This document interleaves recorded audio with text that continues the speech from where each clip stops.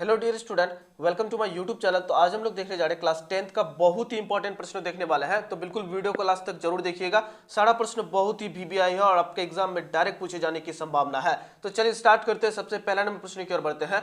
बहुत ही इंपॉर्टेंट प्रश्न है, अपने दोस्तों तक शेयर करना बिल्कुल भी ना भूलिए। चलिए पहला नंबर प्रश्न की ओर बढ़ते हैं। पहला नंबर प्रश्न में करा है, निम्नलिखित में कौन सबसे कम अभिक्रियाशील धातु है। निम्नलिखित में कौन सबसे कम अभिक्रियाशील धातु है। तो इसका जो सही उत्तर हो जाएगा वो हो जाएगा ऑप्शन नंबर सी, Fe जो है वो सबसे कम अभिक्रियाशील धातु है। निम्नलिखित में कौन सबसे कम अभिक्रियाशील धातु है, तो Fe जो होता है वो सबसे कम अभिक्रियाशील धातु होता है। चलिए आगे बढ़ते हैं, दूसरा नंबर प्रश्न की ओर बढ़ते हैं। दूसरा नंबर प्रश्न में करा है, कार्बन की परमाणु संख्या है। कार्बन का परमाणु संख्या क्या होता है, तो कार्बन का क्या होता है, C6 होता है। तो ऑप्शन नंबर ए जो है इसका बिल्कुल सही उत्तर हो जाएगा। कार्बन की परमाणु संख्या कितनी होती है, 6 होती है। चलिए आगे बढ़ते हैं हम लोग तीसरा नंबर प्रश्न की ओर बढ़ते हैं। तीसरा नंबर प्रश्न में करा है, आश्रित हाइड्रोकार्बन जिनमें कार्बन कार्बन परमाणु के बीच त्रिअबंध होता है वे कहलाते हैं। वे क्या कहलाते हैं, तो याद रखेंगे वो क्या कहलाते हैं। तीसरा का जो सही उत्तर हो जाएगा वो हो जाएगा ऑप्शन नंबर बी, एल्काइन कहलाते हैं। क्या कहलाते हैं, एल्काइन कहलाते हैं। तो ऑप्शन नंबर बी जो है इसका बिल्कुल सही उत्तर हो जाएगा। चलिए 4 नंबर प्रश्न की ओर बढ़ते हैं। 4 नंबर प्रश्न में करा है, एथेनॉल के क्रियाशीलक मूलक का सूत्र है। एथेनॉल के क्रियाशील मूलक का सूत्र क्या होगा, तो OH होता है, bond OH। Option number A जो है इसका बिल्कुल सही उत्तर हो जाएगा। और आप अगर इसका पीडीएफ लेना चाहते हैं तो पीडीएफ बिल्कुल आपको हमारे डिस्क्रिप्शन पर जो लिंक दिया गया है वहां से आप डाउनलोड करके ले सकते हैं। कोई भी रुपया नहीं लिया जाएगा, आप बिल्कुल फ्री में इसको ले सकते हैं। चलिए आगे बढ़ते हैं हम लोग 5 नंबर प्रश्न की ओर बढ़ते हैं। 5 नंबर प्रश्न में करा है, विद्युत प्रतिरोधकता का ऐसा मात्रक है। विद्युत प्रतिरोधकता का ऐसा मात्रक क्या होता है, तो ओम मीटर होता है। अगर सिर्फ पूछे विद्युत प्रतिरोध का ऐसा मात्रक क्या होता है, तो ओम होता है। क्या होता है, ओम होता है। यहाँ पूछा है विद्युत प्रतिरोधकता का ऐसा मात्रक क्या होता है, तो ओम मीटर होता है। चलिए आगे बढ़ते हैं हम लोग 6 नंबर प्रश्न की ओर बढ़ते हैं। 6 नंबर प्रश्न में करा है, निम्नलिखित में कौन विद्युत का सबसे अच्छा चालक है। तो चांदी जो होता है वो सबसे अच्छा चालक होता है। ऑप्शन नंबर ए जो है इसका बिल्कुल सही उत्तर हो जाएगा। ये सारा प्रश्न बहुत ही वीवीआई है, एग्जाम में डायरेक्ट पूछे जाने की संभावना है। चलिए आगे बढ़ते हैं हम लोग 7 नंबर प्रश्न की ओर बढ़ते हैं। 7 नंबर प्रश्न में करा है, विद्युत धारा के चुंबकीय प्रभाव के खोज किसने किया था। विद्युत धारा के चुंबकीय प्रभाव का खोज किसने किया था, तो याद रखेंगे ओस्टोड ने किया था। किसने किया था, ओस्टोड ने किया था। ऑप्शन नंबर बी जो इसका बिल्कुल सही उत्तर हो जाएगा। चलिए आगे बढ़ते हैं हम लोग 8 नंबर प्रश्न की ओर बढ़ते हैं। 8 नंबर प्रश्न में करा है, विद्युत मोटर परिवर्तित करता है। विद्युत मोटर जो है कौन सा ऊर्जा को किस ऊर्जा के रूप में परिवर्तित करता है, तो याद रखना है विद्युत मोटर जो है विद्युत ऊर्जा को यांत्रिक ऊर्जा में परिवर्तित करता है। किसमें परिवर्तित करता है, विद्युत ऊर्जा को यांत्रिक ऊर्जा में परिवर्तित करता है। ऑप्शन नंबर डी जो इसका बिल्कुल सही उत्तर हो जाएगा। चलिए आगे बढ़ते हैं हम लोग 9 नंबर प्रश्न की ओर बढ़ते हैं। 9 नंबर प्रश्न में करा है, जब पश्चिम की ओर प्रक्षेपित कोई धनावेशित कण किसी चुंबकीय क्षेत्र के द्वारा उत्तर की ओर विक्षेपित हो जाता है तो चुंबकीय क्षेत्र की दिशा होगी।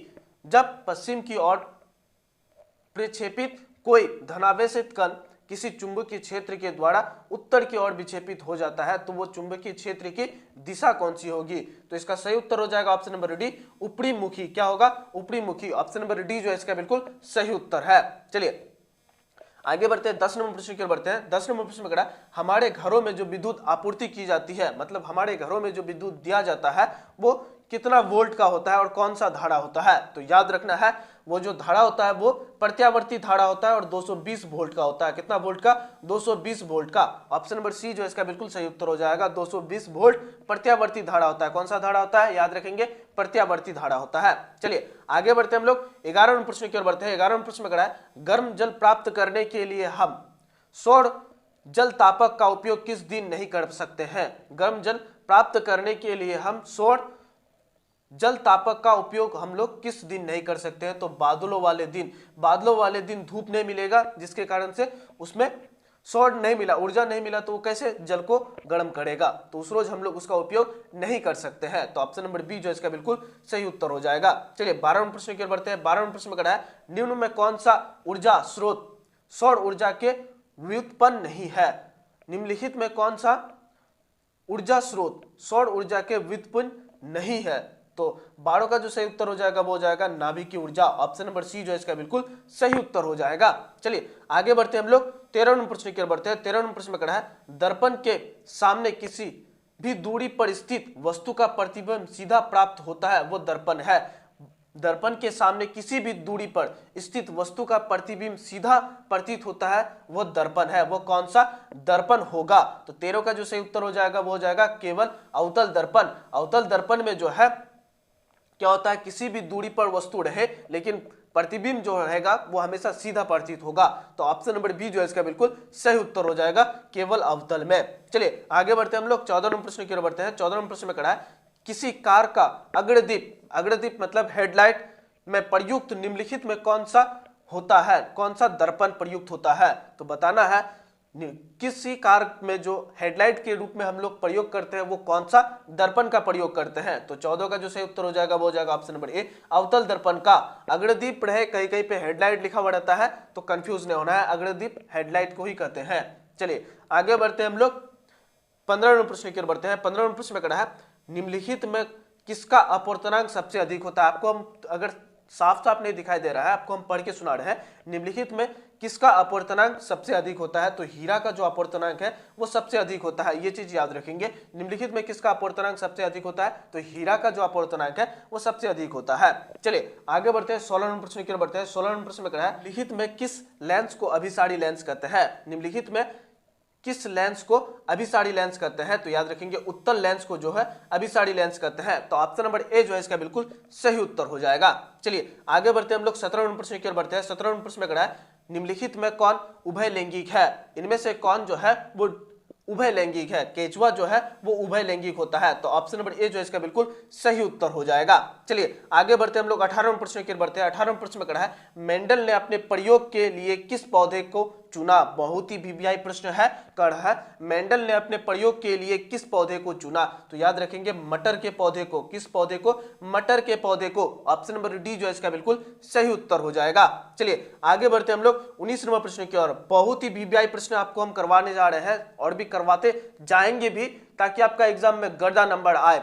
चलिए 19 नंबर प्रश्न की ओर बढ़ते हैं। 19 नंबर प्रश्न में कहा है निम्न में से कौन एक अवशेषी अंग है? निम्न में से कौन एक अवशेषी अंग है? तो अपेंडिक्स जो है वो अवशेषी अंग है। तो ऑप्शन नंबर डी जो है इसका बिल्कुल सही उत्तर हो जाएगा। चलिए आगे बढ़ते हैं हम लोग 20 नंबर प्रश्न की ओर बढ़ते हैं। 20 नंबर प्रश्न में कहा है चिपको आंदोलन किससे संबंधित है? चिपको आंदोलन जो एक आंदोलन चलाया गया था वो किससे संबंधित था? तो याद रखेंगे वन संरक्षण से। किससे संबंधित था? वन संरक्षण से था। चिपको आंदोलन जो है वो वन संरक्षण से संबंधित था। तो ऑप्शन नंबर ए जो है इसका बिल्कुल सही उत्तर हो जाएगा। चलिए 21 नंबर प्रश्न की ओर बढ़ते हैं। 21 नंबर प्रश्न में कहा है निम्नलिखित में कौन लेंस का आवर्धन होता है? आवर्धन का सूत्र कौन सा होता है? निम्नलिखित में से कौन आवर्धन m बराबर क्या होता है वो बताना है। तो m बराबर क्या होता है? v/u। ऑप्शन नंबर डी जो है इसका बिल्कुल सही उत्तर हो जाएगा।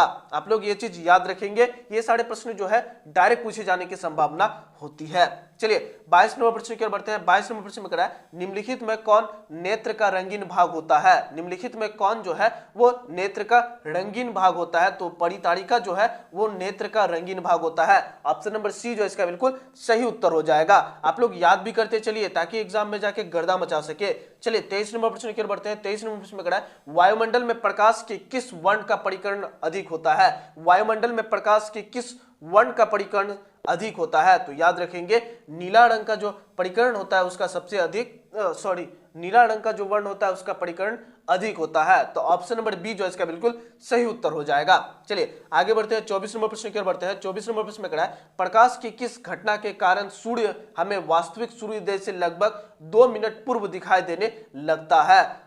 प्रकाश की किस घटना के कारण सूर्य हमें वास्तविक सूर्योदय से लगभग 2 मिनट पूर्व दिखाई देने लगता है? तो याद रखेंगे 24 का जो सही उत्तर हो जाएगा वो हो जाएगा ऑप्शन नंबर बी, वायुमंडल अपवर्तन। वायुमंडलीय अपवर्तन के कारण जो है प्रकाश का इसी घटना के कारण सूर्य हमें वास्तविक सूर्योदय से लगभग 2 मिनट पूर्व दिखाई देने लगता है। तो ऑप्शन नंबर बी जो है इसका बिल्कुल सही उत्तर हो जाएगा।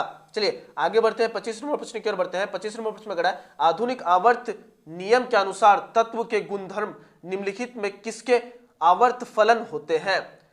मतलब किस पर आधारित होते हैं? आधुनिक आवर्त नियम के अनुसार तत्व का गुणधर्म निम्नलिखित में किसके आवर्त फलन किस पर आधारित है? तो 25 का जो सही उत्तर हो जाएगा वो हो जाएगा परमाणु संख्या पर आधारित है। किस पे है? परमाणु संख्या। ऑप्शन नंबर बी जो है इसका बिल्कुल सही उत्तर हो जाएगा। चलिए आगे बढ़ते हैं हम लोग 26 नंबर प्रश्न की ओर बढ़ते हैं। 26 नंबर प्रश्न में करा है आधुनिक आवर्त सारणी में क्षैतिज कतारें निम्नलिखित में क्या कहलाती है? आधुनिक आवर्त सारणी की क्षैतिज कतारें निम्नलिखित में क्या कहलाती है? तो 26 का जो सही उत्तर हो जाएगा वो हो जाएगा ऑप्शन नंबर ए, आवर्त कहलाती है। क्या कहलाती है? आवर्त कहलाती है। आधुनिक आवर्त सारणी में क्षैतिज कतारें निम्नलिखित में क्या कहलाती है? आवर्त कहलाती है। तो ऑप्शन नंबर ए जो इसका बिल्कुल सही उत्तर हो जाएगा। चलिए आगे बढ़ते हैं हम लोग 27 नंबर प्रश्न की ओर बढ़ते हैं। 27 नंबर प्रश्न में करा है लोहे के फ्राइंग पैन के जंग से बचाने के लिए निम्न में किस विधि उपयुक्त होता है? देखिए ऑप्शन नंबर ए है ग्रीज लगाकर, ये भी पेंट लगाकर, ये भी जिंक की परत चढ़ाकर, ये भी। तो इसका सही उत्तर हो जाएगा ऑप्शन नंबर डी, इनमें से सभी। चलिए आगे बढ़ते हैं हम लोग 28 नंबर प्रश्न की ओर बढ़ते हैं। 28 नंबर प्रश्न में करा है निम्नलिखित में किस धातु को चाकू से आसानी से काटा जा सकता है? निम्नलिखित में किस धातु को चाकू से आसानी से काटा जा सकता है? तो सोडियम को जो है वो चाकू से आसानी से काटा जा सकता है। तो ऑप्शन नंबर बी जो है इसका बिल्कुल सही उत्तर हो जाएगा। चलिए आगे बढ़ते हैं हम लोग 29 नंबर प्रश्न की ओर बढ़ते हैं। 29 नंबर प्रश्न में करा है निम्नलिखित में कौन गैस चूने के पानी को दूधिया कर देता है? निम्नलिखित में कौन गैस जो है वो चूने के पानी को दूधिया कर देता है? तो इसका सही उत्तर हो जाएगा option number C, CO2। CO2 जो है वो गैस ऐसा गैस है जो चूने के पानी को दूधिया कर देता है। तो ऑप्शन नंबर सी जो इसका बिल्कुल सही उत्तर हो जाएगा। चलिए आगे बढ़ते हैं हम लोग 30 नंबर प्रश्न की ओर। 30 नंबर प्रश्न में करा है टाइटेरिक अम्ल निम्नलिखित में किस में पाया जाता है? टाइटेरिक अम्ल जो है निम्नलिखित में किस में पाया जाता है? तो याद रखेंगे इमली में पाया जाता है। किस में पाया जाता है? इमली में पाया जाता है। तो ऑप्शन नंबर डी जो है इसका बिल्कुल सही उत्तर हो जाएगा। चलिए 31 नंबर प्रश्न की ओर बढ़ते हैं। 31 नंबर प्रश्न में करा है जिप्सम का रासायनिक सूत्र है। 31 का जो सही उत्तर हो जाएगा वो हो जाएगा option number B, CaSO4 2H2O। CaSO4 2H2O। Option number B जो है इसका बिल्कुल सही उत्तर हो जाएगा। चलिए आगे बढ़ते हैं हम लोग 32 नंबर प्रश्न की ओर बढ़ते हैं। 32 नंबर प्रश्न में करा है जिंक तथा सल्फ्यूरिक अम्ल के बीच अभिक्रिया से निम्नलिखित में कौन सी गैस निकलती है? जिंक तथा सल्फ्यूरिक अम्ल के बीच अभिक्रिया से निम्नलिखित में कौन सा गैस निकलता है? तो 32 का जो सही उत्तर हो जाएगा वो हो जाएगा option number C, H2 gas निकलता है। जब जिंक और सल्फ्यूरिक अम्ल के बीच में अभिक्रिया होता है तो H2 गैस निकलता है। तो ऑप्शन नंबर सी जो है इसका बिल्कुल सही उत्तर हो जाएगा। चलिए 33 नंबर प्रश्न की ओर बढ़ते हैं। 33 नंबर प्रश्न में करा है आयोडीन की कमी से कौन सा रोग होता है? आयोडीन की कमी से कौन सा रोग होता है? तो याद रखेंगे घेगा रोग होता है। कौन सा रोग होता है? घेगा। ऑप्शन नंबर ए जो है इसका बिल्कुल सही उत्तर हो जाएगा। घेगा रोग किसके कारण होता है? आयोडीन की कमी के कारण होता है। तो ऑप्शन नंबर ए जो है इसका बिल्कुल सही उत्तर है। चलिए आगे बढ़ते हैं हम लोग 34 नंबर प्रश्न की ओर बढ़ते हैं। 34 नंबर प्रश्न में करा है निम्न में कौन पिट्यूटरी ग्रंथ से निकलने वाला हार्मोन है? निम्नलिखित में कौन पिट्यूटरी ग्रंथ से निकलने वाला हार्मोन है? तो 34 का जो सही उत्तर हो जाएगा वो हो जाएगा ऑप्शन नंबर ए, वृद्धि हार्मोन है। कौन सा हार्मोन है? वृद्धि हार्मोन है। पिट्यूटरी ग्रंथ से जो निकलने वाला हार्मोन होता है वो कौन सा हार्मोन होता है? वृद्धि हार्मोन होता है। चलिए आगे बढ़ते हैं हम लोग 35 नंबर प्रश्न की ओर बढ़ते हैं। 35 नंबर प्रश्न में करा है अमीबा में अलैंगिक जनन किस विधि के द्वारा होता है? अमीबा में अलैंगिक जनन किस विधि के द्वारा होता है? तो 35 का जो सही उत्तर हो जाएगा वो हो जाएगा विखंडन के द्वारा होता है। किसके द्वारा होता है? विखंडन। ऑप्शन नंबर बी जो है इसका बिल्कुल सही उत्तर हो जाएगा। चलिए आगे बढ़ते हैं हम लोग 36 नंबर प्रश्न की ओर बढ़ते हैं। 36 नंबर प्रश्न में करा है फूल का कौन सा भाग फल में बदलता है? फूल का जो है वो कौन सा भाग है जो फल के रूप में बदल जाता है? तो याद रखेंगे अंडाशय जो है वो फूल का जो भाग है वो फल के रूप में बदल जाता है। तो ऑप्शन नंबर सी जो है इसका बिल्कुल सही उत्तर हो जाएगा। चलिए आगे बढ़ते हैं हम लोग 37 नंबर प्रश्न की ओर बढ़ते हैं। बिल्कुल आप लोग याद भी कर लीजिए और इसका पीडीएफ लेना बिल्कुल भी ना भूलिएगा। पीडीएफ आपको हमारे डिस्क्रिप्शन पर मिल जाएगा, वहां से आप डाउनलोड कर लीजिएगा। 37 नंबर प्रश्न में करा है स्टोमाटा के खुलने और बंद होने की क्रिया को कौन नियंत्रित करता है? स्टोमाटा के खुलने और बंद होने की क्रिया को कौन नियंत्रित करता है? तो 37 का जो सही उत्तर हो जाएगा वो हो जाएगा ऑप्शन नंबर ए, द्वार कोशिका। कौन करता है? द्वार कोशिका। स्टोमाटा के खुलने और बंद होने की क्रिया को कौन नियंत्रित करता है? द्वार कोशिका। ऑप्शन नंबर ए जो है इसका बिल्कुल सही उत्तर हो जाएगा। चलिए आगे बढ़ते हैं हम लोग 38 नंबर प्रश्न की ओर बढ़ते हैं। 38 नंबर प्रश्न में कहा है निम्न में कौन वीर्यक के रचनात्मक एवं क्रियात्मक इकाई है। निम्न में कौन वीर्यक के रचनात्मक और क्रियात्मक इकाई है। तो इसका जो सही उत्तर हो जाएगा वो जाएगा ऑप्शन नंबर बी, न्यूफ्रॉन जो है वो वीर्यक का रचनात्मक और क्रियात्मक इकाई है। ऑप्शन नंबर बी जो है इसका बिल्कुल सही उत्तर हो जाएगा। चलिए आगे बढ़ते हैं हम लोग 39 नंबर प्रश्न की ओर बढ़ते हैं। 39 नंबर प्रश्न में कहा है मानव का प्रमुख उत्सर्जी अंग निम्नलिखित में कौन है। मानव का प्रमुख उत्सर्जी अंग निम्नलिखित में कौन है। तो 39 का जो सही उत्तर हो जाएगा वो जाएगा ऑप्शन नंबर ए, वीर्यक जो है वो मानव का उत्सर्जी प्रमुख उत्सर्जी अंग है। तो ऑप्शन नंबर ए जो है इसका बिल्कुल सही उत्तर हो जाएगा। चलिए आगे बढ़ते हैं हम लोग 40 नंबर प्रश्न की ओर बढ़ते हैं। 40 नंबर प्रश्न में कहा है एंड्रोजन क्या है। एंड्रोजन क्या है। तो याद रखेंगे नर लिंग हार्मोन है। क्या है, नर लिंग हार्मोन। ऑप्शन नंबर ए जो इसका बिल्कुल सही उत्तर हो जाएगा। तो बिल्कुल आपको हम 40 का प्रश्न वायरल प्रश्न पत्र करवाए जो कि बहुत ही वीवीआई प्रश्न था, आपको हम करवा दिए ताकि आप एग्जाम में जाके गर्दा मचा सके। फिर मिलते हैं नेक्स्ट वीडियो लेकर के, तब तक के लिए इतना ही। जय हिंद।